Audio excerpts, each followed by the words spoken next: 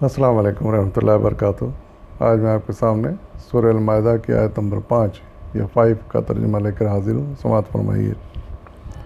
اعوذ باللہ من الشیطان الرجیم، بسم اللہ الرحمن الرحیم۔ آج تمہارے لیے ساری پاکیزہ چیزیں حلال کر دی گئی ہیں۔ اہل کتاب کا کھانا تمہارے لیے حلال ہے اور تمہارا کھانا ان کے لیے، اور محفوظ عورتیں بھی تمہارے لیے حلال ہیں، خواہ وہ ایمان کے گروہ سے ہوں یا ان قوموں میں سے ہوں جن کو تم سے پہلے کتاب دی گئی تھی، بشرطے کہ تم ان کے مہر ادا کر کے نکاح میں ان کے محافظ بنو، نہ یہ کہ آزاد شہوت رانی کرنے لگو یا چوری چھپی آشنائیاں کرو۔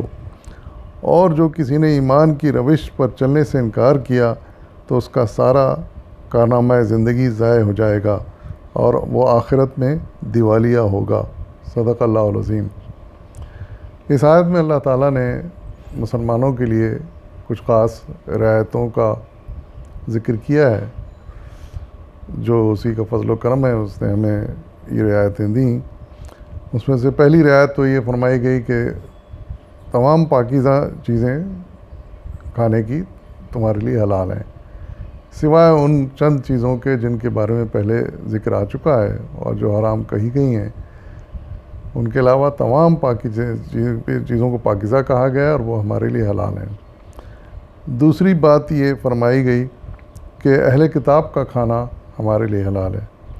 اہل کتاب سے مراد یہودی یا عیسائی ہیں، اور یہ بھی بہت بڑی رعایت ہے اور نعمت ہے، اس لیے کہ ہم بہت سے مسلمان ایسے ملکوں میں رہتے ہیں جہاں ان کی اکثریت ہے اہل کتاب کی، تو وہاں پر ہمیں یہ ہمیشہ الجھن ہوتی ہے کہ ان کا کھانا کھایا جا سکتا ہے نہیں کھایا جا سکتا۔ تو اللہ تعالیٰ نے یہاں کھلے طور پر اجازت دی ہے کہ ان کا کھانا کھایا جا سکتا ہے اور ہمارا کھانا وہ کھا سکتے ہیں۔ ایک اور مزید اہم رعایت اس میں یہاں یہ دی گئی ہے کہ اہل کتاب کی عورتوں سے نکاح بھی جائز ہے، ان کے ساتھ نکاح کیا جا سکتا ہے، اور شرط یہ ہے کہ ان کا مہر ادا کیا جائے،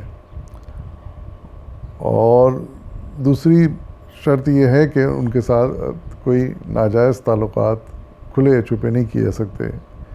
یہ حکم تو نہ صرف ان کے لیے بلکہ کسی کے لیے بھی، کسی کے ساتھ بھی ناجائز تعلقات کھلے یا چھپے نہیں کیے جا سکتے، اس کو بھی حرام کہا گیا ہے۔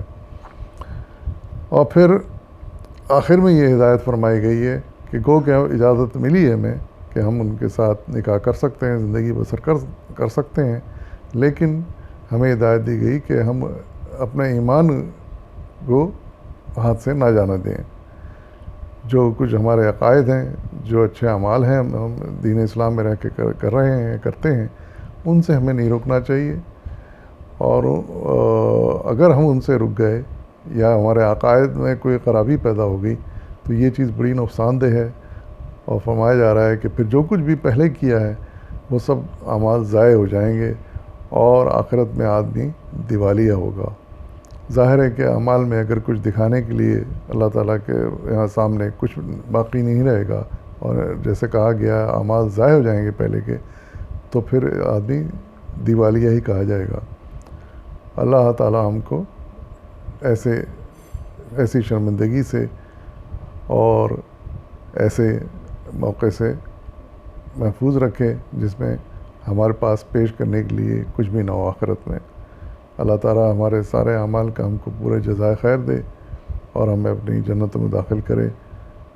یہی دعا کرنی چاہیے اور اسی کے لیے کوشش کرنی چاہیے، اور شرط صرف یہی ہے کہ جو ہدایت دی جا رہی ہیں ان کو ذہن میں رکھیں، ان کا خیال رکھیں، ہمیشہ ان کی پابندی کریں۔ وآخر دعوانا الحمد للہ رب العالمین۔